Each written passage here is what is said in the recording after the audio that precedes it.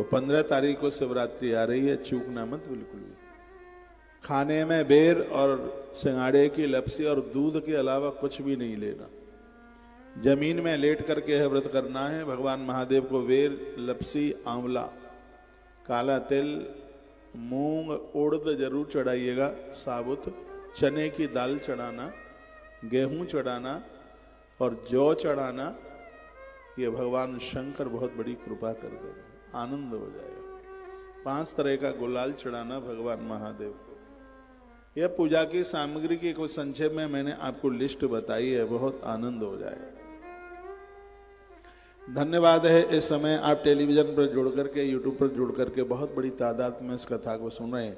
Video को आगे संग ही भेजते जाना जिससे और भी लोग लाभान्वित हो सके। अलम दर्शन मात्रेण फलम तस्मिन् दिने शुभे अव्यर्चनम चेदकम फलम बाचा मम गोचरः।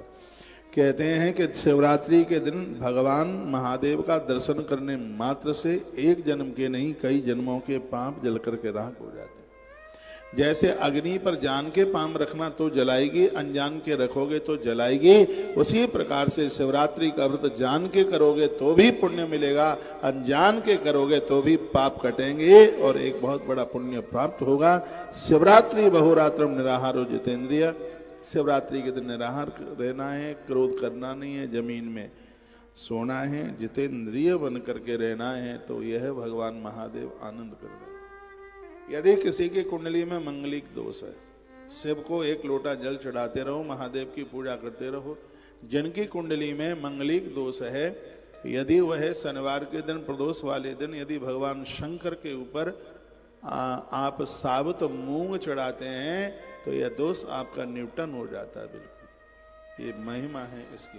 कोई नारी जिसको संतान नहीं हो रही है, महादेव के ऊपर 1 लाख गेहूं के दाने वो चढ़ाए, उसकी बंधु ही कोख मुक्त हो जाएगी, उसको संतान हो जाएगी। इसके प्रमाण में स्वयं भगवान महादेव। इसलिए तो मैं कहता हूं कौन से दिन पता नहीं कौन सी कथा। यहाँ का श्रोता बहुत लेट आता है, लेकिन कथा शुरू में बड़ी अद्भुत होती है।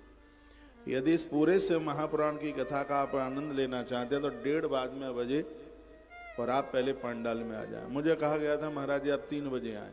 मैंने कहा पोस्टर पर 2 बजे लिखा है, मैं 3 बजे क्यों आऊं?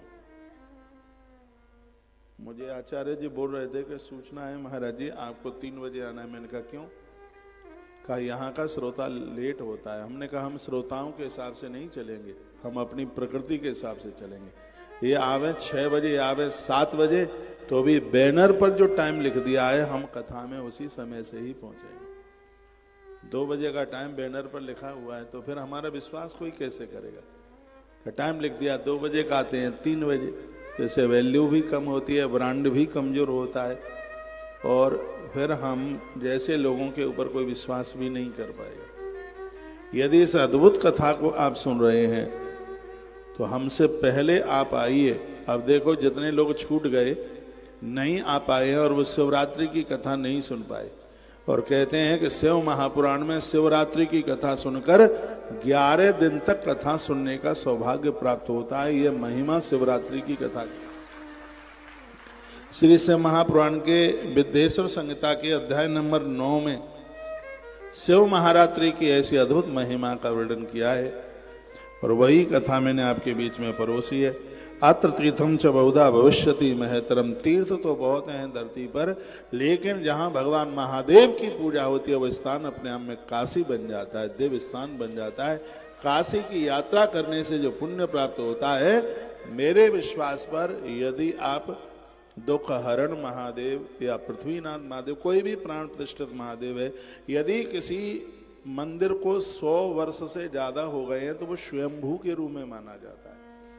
और ऐसे महादेव का आप दर्शन जाके कर लेते हैं जिसकी उस मंदिर की आयु 100 वर्ष से ज्यादा हो गई है, और ऐसे मंदिर का दर्शन आपने किया, यात्रा की, तो सच है ये ग्रंथ कहता है उन्हें तत्काल काशी की यात्रा करने का फल प्राप्त होता है। इसलिए तो कथा के बाद में दुख हरण महादेव दर्शन करने को जाता हूँ। वैसे तो काशी दूर है, रोज नहीं जा सकता, लेकिन जब इन महादेव का दर्शन करके आ जाता हूँ तो मुझे लगता है कि हम काशी की यात्रा करके आ गए हैं। और कथा के बीच में तो भगवान शिव का दर्शन।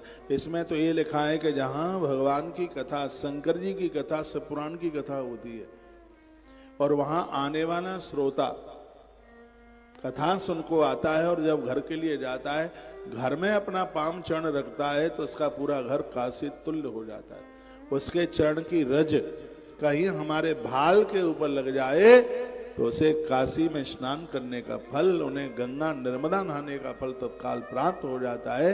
यदि किसी शिव महापुराण की कथा के श्रोता की चरण रज माथे के ऊपर, सिर के ऊपर उसकी धूल पड़ जाए, इस श्रोता की भैया इतनी बड़ी महिमा। अरुणाचल मित्येव तदम ख्यातमेष्यति, उस स्थान को आज अरुणाचल प्रदेश कहते हैं जहां शंकर जी का शिवलिंग प्रकट हुआ। जीवन में समय मिले तो मेरे निवेदन पर इस स्थान का जरूर दर्शन करने को जाना। जहां शिवलिंग प्रकट हुआ है वो प्रांत भाग्यशाली हो गया। इसका नाम अरुणाचल क्यों हुआ? क्योंकि शंकर जी का शिवलिंग प्रकट हुआ तो वह अग्नि की तरह बिल्कुल लाल था और संस्कृत में लाल को अरुण कहते हैं और वो वहां से टस से मश नहीं हुआ, आज तक उसको अचल कहते हैं, इसलिए उसका नाम हुआ अरुणाचल। स्थान बहुत दिव्य है। आद्रा नक्षत्र में आज भी वहां बहुत बड़ी भीड़ लगती है क्योंकि महादेव का जो शिवलिंग है आद्रा नक्षत्र में, जैसे राम जी पुनर्वसु में और भगवान श्री कृष्ण रोहिणी नक्षत्र में प्रकट हुए हैं, उसी प्रकार से शिवलिंग आद्रा नक्षत्र में प्रकट हुआ है। आद्रा नक्षत्र में प्रकट हुआ, इसलिए कहूंगा आद्रा नक्षत्र में भगवान शंकर के महारुद्राज अभिषेक की महिमा एक अभिषेक हजारों अभिषेक के बराबर हो जाता है।